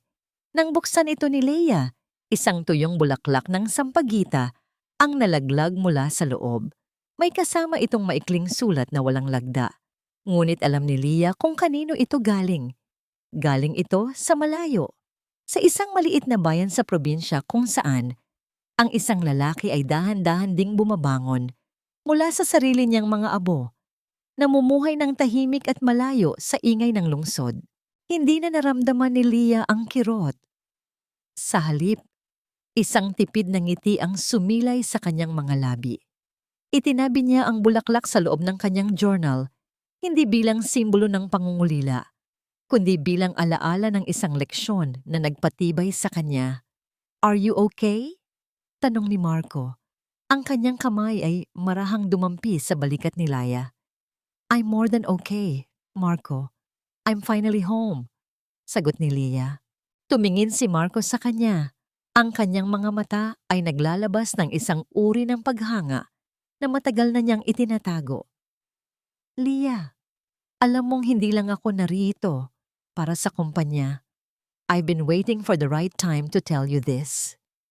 But I think the right time is every second that I'm with you. After the gala tonight, can we go to that place by the sea? I have something to ask you. And this time, it has nothing to do with business. Naramdaman ni Lia ang isang pamilyar na kaba, ngunit hindi ito ang kabang nakakasakal. Ito ay ang kilig na matagal na niyang kinalimutan. Ang pakiramdam na ikaw ay pinahahalagahan at tunay na minamahal ng walang hinihinging kapalit. Ang kanyang puso ay tumibok ng mabilis, isang masayang ritmo na tila sumasabay sa liwanag ng umaga. Yes, Marco, maghihintay ako. Ang sagot ni Laya, ang kanyang boses ay puno ng pangako ng isang bagong simula. Habang naglalakad sila palabas ng opisina, magkatabi at may pagkakaintindihan na hindi na nangangailangan ng maraming salita. Naramdaman ni Lia na ang bawat hakbang niya ay patungo sa isang mundong punong-puno ng kulay. Wala na ang anino ng nakaraan, wala na ang usok ng nagbabagang bodega. Ang tanging natira ay ang reynang hindi na kailanman luluhod sa maling tao. Ngunit habang papalayo sila, isang huling tanong ang naiiwan sa hangin. Sa pagdating ng bagong pag-ibig, handa na nga ba si Laya na tuluyang isara ang pinto ng kanyang puso sa nakaraan o may isa pang lihim na kumatok mula sa dilim na susubok sa kanyang katatagan? Ang gabi ay nababalot ng isang mahiwagang katahimikan habang ang huling sinag ng buwan ay sumasalamin sa kalmado at malawak na dagat sa harap ng Hacienda Avileo. Sa balkonahe ng mansyon, nakatayo si Lia, suot ang isang puting bestida na tila humahalik sa kanyang balat sa bawat ihip ng hangin. Hawak niya ang metal na kahon na minsan ay isinalba ni Dante mula sa apoy. Ang kahong naglalaman ng mga huling alaala ng kanyang ama. Sa bawat pahina ng journal ni Don Alejandro na kanyang binabasa, tila naririnig ni Lia ang boses ng matanda, nagpapaalala sa kanya na ang tunay na tagumpay ay hindi nasusukat sa dami ng taong napabagsak, kundi sa dami ng taong natulungang bumangon. Ang bawat sugat na dati ay nagpapayak sa kanya sa gitna ng gabi ay naging mga pilat na ngayon ay tinitingnan niya ng may dangal. Ang mga pilat na ito ay patunay na siya ay lumaban, nagtiis at nanalo. Dahan-dahang lumapit si Marco mula sa kanyang likuran. Ang kanyang presensya ay tila isang mainit na kumot sa gitna ng malamig na simoy ng dagat. Hindi siya nagsalita, sa halip ay marahan niyang ipinatong ang kanyang kamay sa ibabaw ng kamay ni Laya na nakahawak sa rehas. Ito ang kapayapaang matagal na hinanap ni Lia, isang uri ng katahimikan na hindi nakakasakal, kundi nagpapalaya. Iniisip mo pa ba sila? Ang tanong ni Marco. Ang boses ay puno ng pag-unawa. Hindi na sa paraang iniisip mo, ang mahinahong sagot ni Laya habang nakatingin sa malayo. Iniisip ko kung paanong ang tadhana ay may sariling paraan ng pagtuturo sa atin. Si Dante ay nasa probinsya na ngayon, namumuhay ng payak, malayo sa mga huwad na pangarap na muntik nang pumatay sa kanya. Si Madame Remedios naman ay natututo ng magpahalaga sa mga simpleng bagay sa loob ng tahanan para sa mga matatanda. Ang bawat isa sa atin ay nasa lugar na kung saan tayo nararapat. Pinagmasdan ni Laya ang dagat. Ang bawat alon na humahampas sa pampang ay tila isang marahang haplos na nagbubura sa mga bakas ng kanyang nakaraan sa buhangin. Pinatawad ko na sila, Marco. Ang pag-amin ni Laya, ang kanyang boses, ay puno ng katapatan. At higit sa lahat, pinatawad ko na ang aking sarili. Pinatawad ko ang aking sarili sa pagiging marupok noon dahil ang karupukang iyon ang nagturo sa akin kung paano maging ganito katatag. Hinarap ni Laya si Marco at sa ilalim ng liwanag ng buwan, ang kanyang mga mata ay nagniningning hindi dahil sa luha, kundi dahil sa pag-asa. Ang pag-ibig ay hindi pala dapat humihingi ng sakripisyo hanggang sa maubos ka. Ang tunay na pag-ibig ay ang nagpapalago sa'yo, ang nagbibigay sa'yo ng lakas na maging mas mabuting bersyon ng iyong sarili. Ngumiti si Marco at dahan-dahang inilapit ang kanyang mukha sa mukha ni Laya. Sa gitna ng katahimikan ng gabi, ang tanging maririnig ay ang mabilis, ngunit masayang tibok ng kanilang mga puso at ang marahang pag-aspas ng mga dahon sa paligid. Ang kanilang mga labi ay nagtagpo sa isang halik na hindi lamang pangako ng pag-ibig, kundi simbolo ng isang bagong kabanata na wala ng bahid ng pighati. Ang kwento ni Lia Avileo, ang babaeng itinapon sa ulan, ngunit muling bumangon bilang reyna ng mga abo, ay natatapos dito. Ngunit ang kanyang pamana ng katatagan, katarungan, at tunay na pag-ibig ay mananatiling buhay sa bawat pusong nakarinig ng kanyang boses. Sapagkat sa dulo ng bawat bagyo, laging may naghihintay na bahaghari para sa mga taong hindi sumukong maniwala sa sarili nilang halaga.